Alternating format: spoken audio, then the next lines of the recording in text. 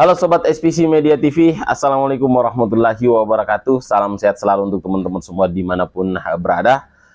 Selamat datang kembali di konten terbaru dari channel YouTube SPC Media TV. Dan di konten terbaru kali ini, saya ingin membahas tentang Coach Shin Tae-yong atau Coach STY, ya, di mana di podcast terbaru dari Lee Kyung-kyu, ya, YouTuber asal Korea, ya, di mana Coach STY ini mengutarakan, ya, masalah yang dia hadapi selama menangani timnas Indonesia. Ya, jadi ada beberapa masalah dan salah satunya adalah masalah yang cukup memalukan, ya, yang didapatkan atau yang dialami oleh Coach Shin Tae-yong bersama para pemain timnas Indonesia. Jadi cukup memalukan, ya. Nanti kita akan bahas itu di masalah terakhir, ya. Tapi kali ini saya ingin membahas masalah pertama yang dihadapi oleh Coach STY, ya. Bukan masalah tentang pemain timnas yang, ya, masih harus diajari passing, ya, bukan itu. Karena itu sudah bukan rahasia umum lagi. Oke. Tetapi masalah yang selalu disentil, ya, oleh pembenci STY, ya. Jadi ini adalah masalah-masalah yang sering disentil oleh pembenci STY, yakni masalah bahasa. Oke. Ya, jadi ada, ya, bisa dibilang kritikus dari STY ini, ya, yang saya rasa tidak melihat secara objektif, ya, tetapi mereka selalu melihat secara subjektif lah, begitu, kira-kira begitu. Jadi mereka mengatakan bahwa Indonesia harus bisa berbahasa Indonesia, ya. Tetapi menurut saya, ya, tidak harus, ya, Coach STY ini bisa berbahasa Indonesia, tetapi lebih ke bahasa universal, yakni bahasa Inggris, karena pemain-pemain kita, baik itu pemain keturunan maupun pemain yang bermain di Liga 1, ya, itu mereka semua fasih, ya, dalam berbahasa Inggris, ya. Bahkan sebagian pemain kita yang berkarir di Liga 1 itu pernah menimba ilmu di Eropa, ya, seperti Witan Sulaiman, Egy Maulana Fikri, dan, ya, pemain yang bermain di Liga 1 yang tidak pernah bermain di Eropa pun itu fasih dalam berbahasa Inggris, seperti pemain yang dibilang pemain terbaik Liga 1 saat ini, yakni Rizky Ridho, itu fasih dalam berbahasa Inggris, ya. Jadi saya rasa Coach STY seharusnya lebih belajar bahasa yang lebih universal, yakni bahasa Inggris, ya. Tetapi Coach STY ini bisa bisa mengatasi masalah ini dengan menggunakan penerjemah dari bahasa Indonesia dan juga penerjemah dari bahasa Inggris. Dan ini dia bilang di podcast Lee Kyung-kyu itu bahwa penerjemahnya ini adalah bagian penting dari tim kepelatihannya, ya, dimana apa yang dia katakan, ya, baik itu intonasi, raut wajah, ya, cara memandang, itu harus bisa dipersepsikan oleh penerjemahnya. Seumpama lari, ya, itu harus dalam bahasa Inggris kan pasti dengan intonasi yang sama, ya. Itu bisa bisa diatasi oleh Coach STY. Jadi untuk kritikus STY, ya, ini bisa diatasi oleh Coach STY. Apalagi, ya, menurut saya pribadi bahwa bahasa sepak bola itu lebih dari segalanya, ya. Itulah mungkin yang membuat chemistry pemain kita ketika menghadapi Arab Saudi itu mulai mulai bagus, ya, karena, ya, itu tadi masalah bahasa sudah bukan lagi masalah yang serius. Oke, kemudian masalah yang kedua ya yang dihadapi oleh Coach STY ya ketika menangani timnas Indonesia, yakni masalah mental para pemain timnas kita ya, yang membedakan antara pemain timnas Indonesia dan juga pemain timnas Korea. Karena kan Coach STY ini sebelum melatih timnas, dia melatih negaranya yakni Korea Selatan dan sukses mengalahkan Jerman ya. Jadi pertemuannya dengan Arab Saudi tentu ini pertemuan yang bisa dibilang dua pelatih yang pernah mengalahkan kekuatan sepak bola dunia ya. STY pernah mengalahkan Jerman, kemudian Renard ya pelatih Arab Saudi pernah mengalahkan Argentina. Ya, jadi masalah mental yang dihadapi oleh Coach STY, di mana ya rata-rata pemain timnas kita ya, pemain lokal kita itu mentalnya kalah sebelum bertanding ya. Jadi ketika melawan tim-tim yang berada di peringkat ya setidaknya berbeda 30 lah, atau peringkat di 100 besar, itu mereka sudah mencari-cari alasan. Kalau kalah ya wajar, karena kita kalah dari sisi peringkat, kita kalah jauh. Inilah yang membuat Coach STY merasa permainan timnas Indonesia di bawah asuhannya di awal-awal kepelatihannya itu tidak maksimal, karena ya strategi yang atau taktik yang diberikan oleh Coach STY ini tidak berjalan sesuai rencana, karena pemain kita kena mental sebelum bertanding ya, kalah sebelum bertanding lah. Jadi mereka bermain kurang percaya diri ya. Jadi kita harus berterima kasih dengan Coach STY dan juga kepada Pak Erick Thohir yang bisa dibilang terobosan-terobosannya ini meningkatkan mental bertanding para pemain timnas, yakni ketika uji coba menghadapi timnas Argentina. Oke, meskipun saat itu Argentina tidak diperkuat oleh Lionel Messi ya, tetapi uji coba inilah menjadi titik balik dari mental timnas Indonesia menjadi lebih baik ya. Alasannya kenapa? Ketika kita kalah menghadapi timnas Argentina dengan skor yang bisa dibilang ya tipis lah, oke? Jadi di sini Coach STY mengatakan kepada para pemain, lawan kita rank 1, kita hanya kalah 2, dan bahkan kita bisa punya peluang untuk mencetak gol ya, bahkan 2-3 kali punya peluang untuk bisa mencetak gol. Itu berarti ya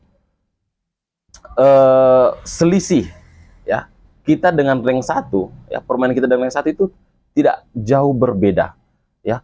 Tinggal kepercayaan diri yang harus ditingkatkan dan semangat juang. Tidak ada pertandingan ya yang ditentukan ya sebelum pertandingan berakhir atau sebelum laga dimulai. Tidak ada hasil pertandingan yang bisa ditentukan sebelum laga dimulai ya. Jadi inilah yang menjadi titik balik ya, kata STY untuk menaikkan mental dari para pemain timnas Indonesia.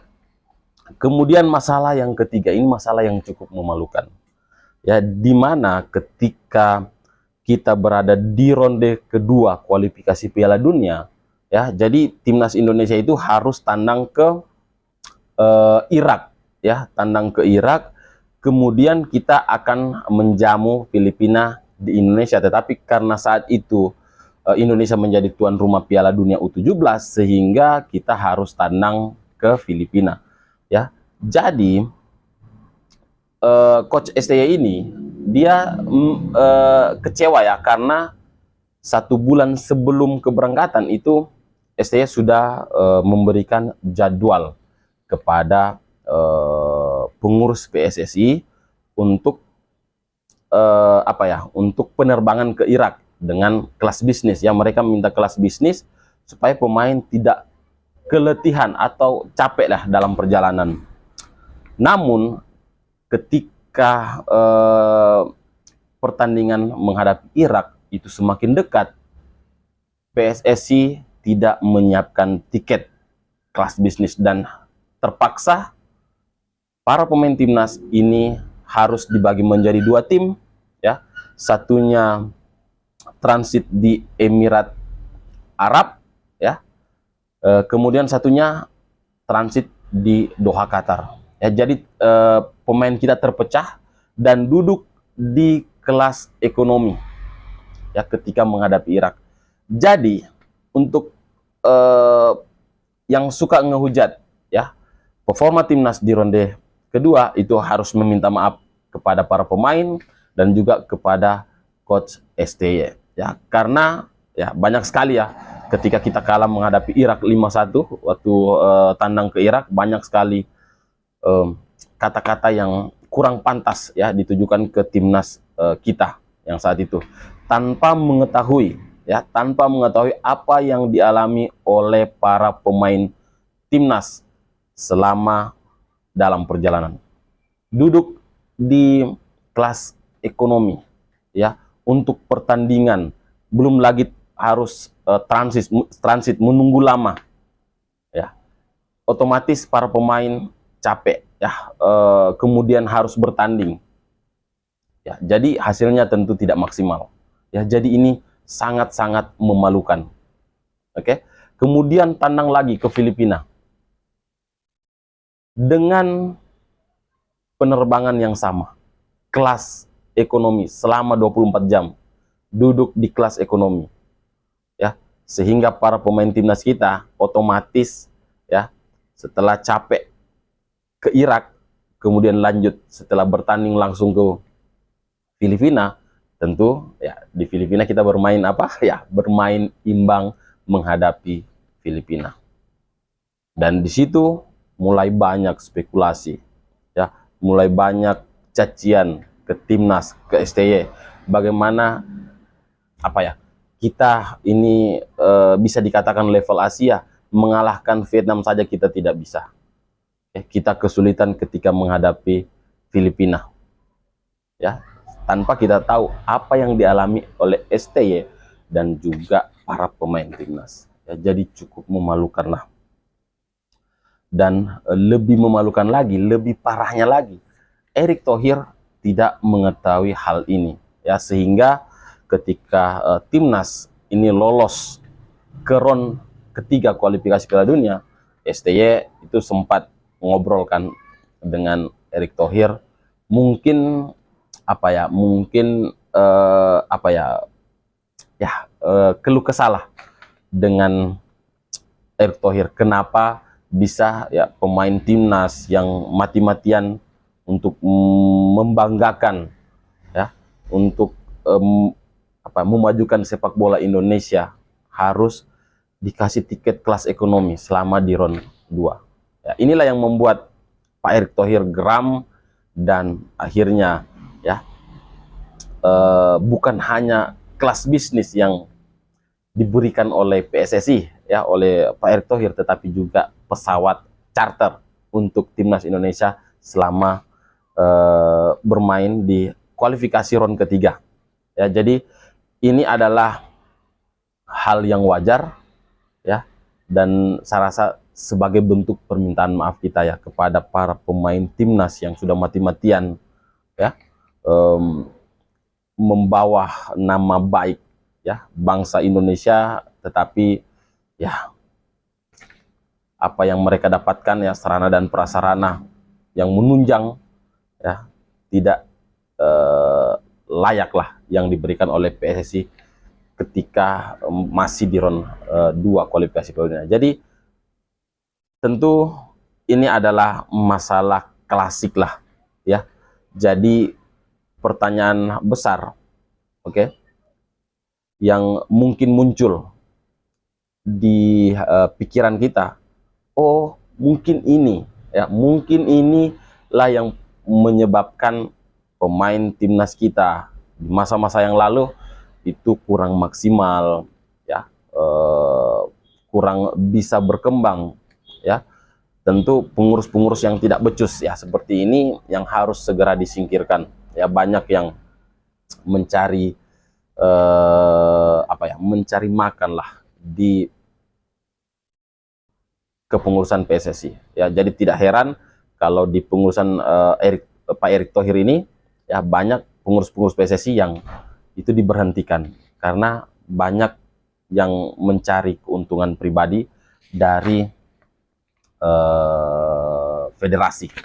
Oke, mungkin itu dulu yang bisa saya share di video kali ini ya. Jadi yang sudah membuli PSSI di laga menghadapi Irak, di laga menghadapi Filipina ya, khususnya di ronde kedua lah kualifikasi berikutnya, segeralah minta maaf ya ke para pemain timnas dan juga coach STY ya, karena apa yang kita lihat di atas lapangan ya, kita penilaiannya hanya ada di atas lapangan ya, tetapi kita tidak tahu perjalanan mereka, apa yang mereka makan, apa yang mereka dapatkan, fasilitas apa saja yang mereka dapatkan ya, fasilitas setengah-setengah yang mereka dapatkan. Kemudian kita menuntut 100% timnas kita harus main optimal, tetapi yang mereka dapatkan ya mungkin fasilitas ya 40% yang jauh dari kata layak lah ya. Jadi mungkin itu dulu yang bisa saya share di video kali ini